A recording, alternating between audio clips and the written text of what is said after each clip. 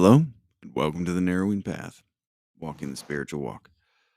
My name is Steve Van Ashton. Thank y'all for joining me again tonight as we do today's daily reading from James Allen's Daily Meditations.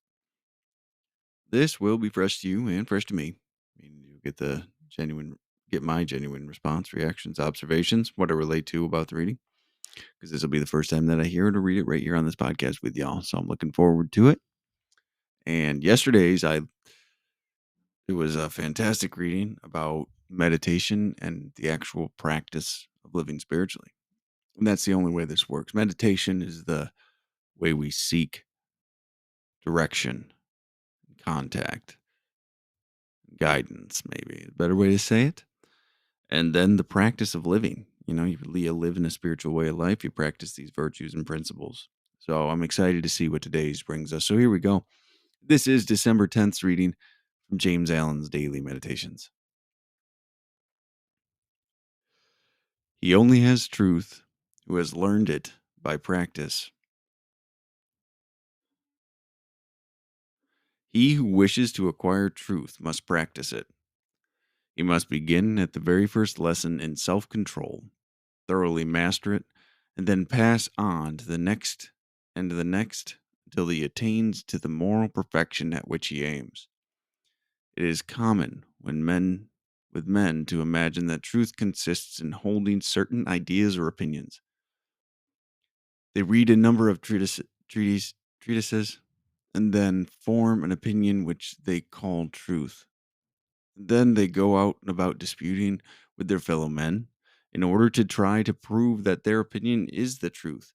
In worldly manners, men are wise, for they do things in order to achieve their ends.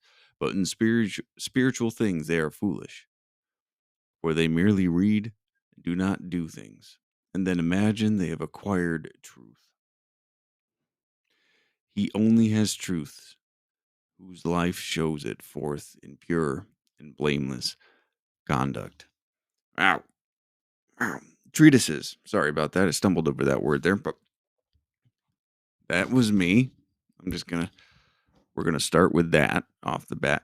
I was somebody that even before I got into recovery, but especially in my first little bit of time in recovery and seeking spirituality, I really thought I just had to read the right book. It was almost foreign to me, or not. It didn't even enter my. It didn't even enter my way of. It didn't even enter my mind that it wasn't just one little nugget of wisdom that was going to change the way I thought, which would then change my actions. I had to seek the truth,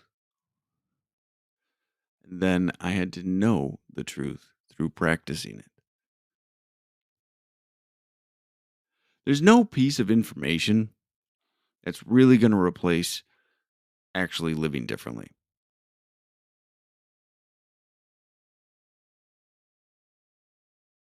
There is no piece of information that's going to replace living differently. Okay. You can learn everything you want. You can learn different philosophical lines of thinking. You can different religions, different understandings. But if all you do is read them and then debate them in your own mind and you follow through on nothing, you will do nothing. You'll have a bunch of ideas to argue about and opinions to attach to, which actually probably harms you more. Harmed me more, I'll say. So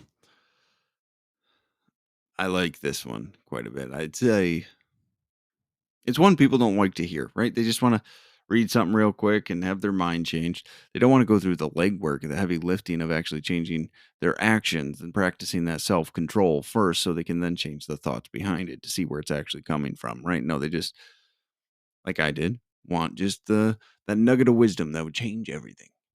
Well, it's not there. I will tell you right now, this is through repetition and practice. Practice and meditation, persistence.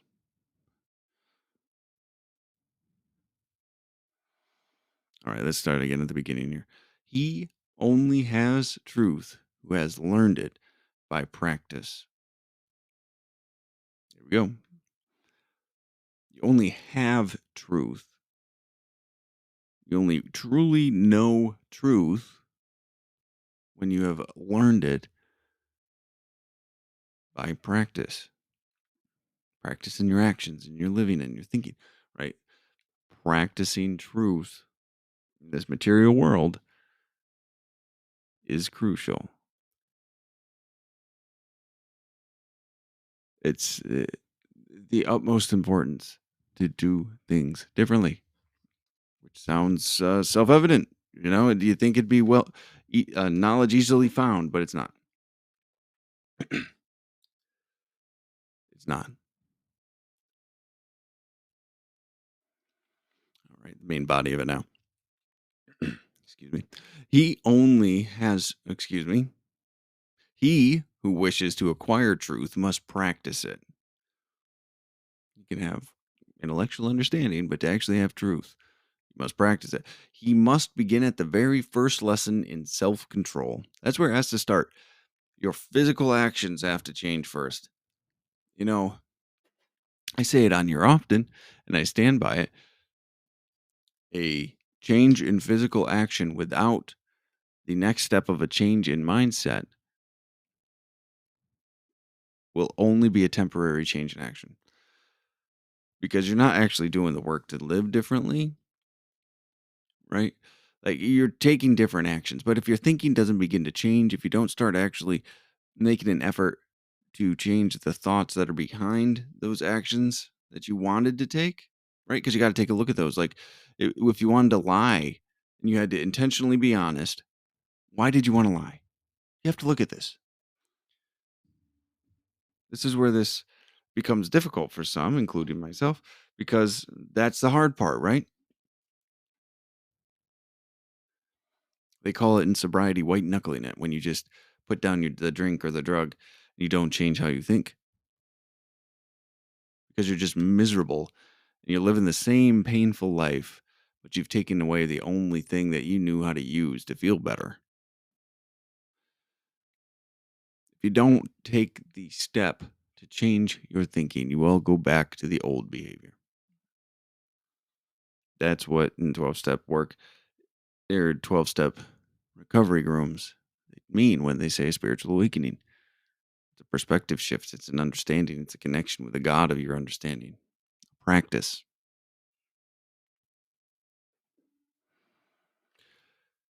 He must begin with first lesson self control, thoroughly master it, and then pass on to the next and the next until he attains to the moral perfection at which he aims. Right? You start with self control, and then everything that gets brought to you next, you continue to grow and understand and learn. And every mistake you make, you grow and you correct and you understand and you learn. And you continue to refine, and James Allen calls it a purification process a lot of times, until you achieve this ideal that you have in your mind. That's what we're working towards, this beautiful ideal.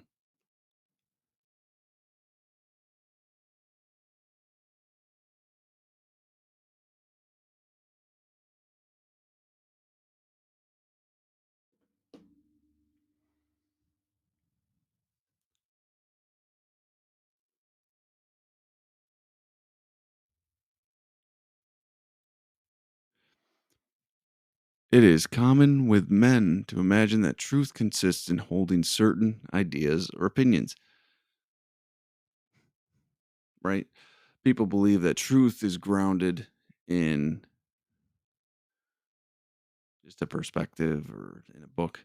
You know, they think the truth is something they could just simply have by getting a certain education, right?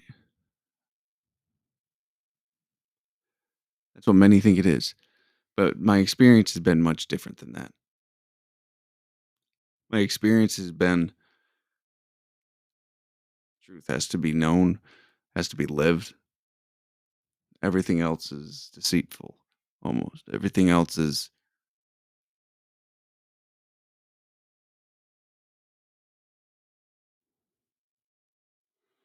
hollow.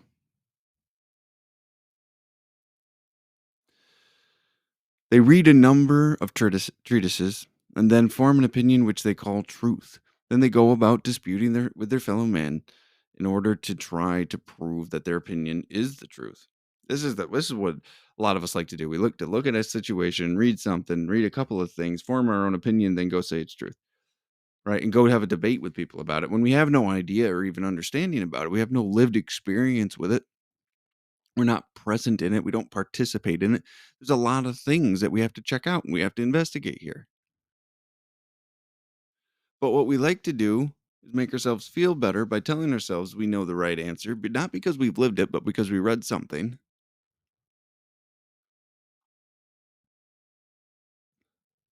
and then go argue with other people about it. How amazing is that?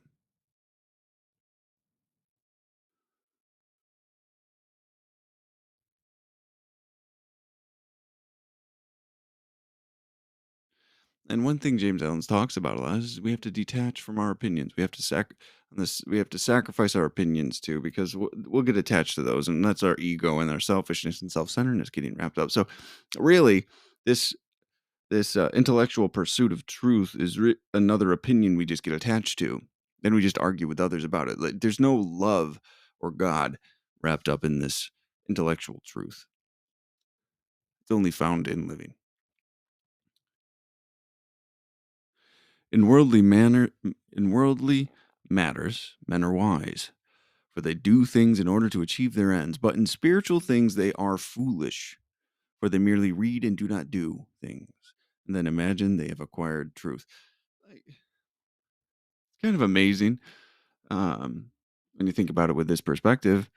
Let's see if I can illustrate it. But, you know, to serve ourselves in this physical or material world, it's pretty easy. And we'll go and we'll take the actions that we want to take to fulfill these things, to follow what we know to work or what we would like to work. We take those actions to fulfill our selfishness and self-centeredness. But when it comes to spirituality, it's just a concept to us. We don't follow through with it. We like to give it lip service. We like to argue about it. But how many actually do it? How many actually practice it? We like to think we found the truth. But at the end of the day, we've just found something else to argue about. The truth must be lived.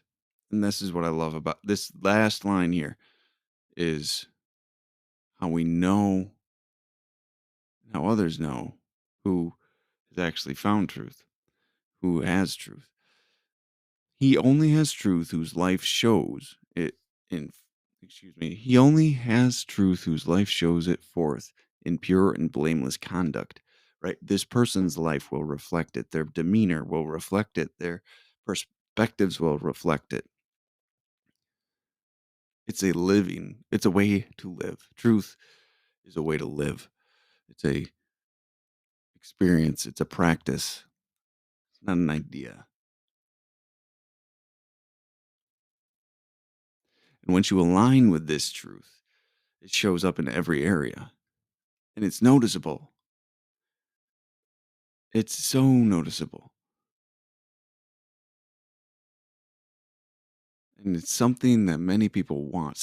Many will discount it. You know, we talked about that when we find somebody that has a higher spiritual vibration, some might call it, but they're just more enlightened than us, really. At the end of the day, they've had known more truth than we do, been doing this longer, whatever the case may be. But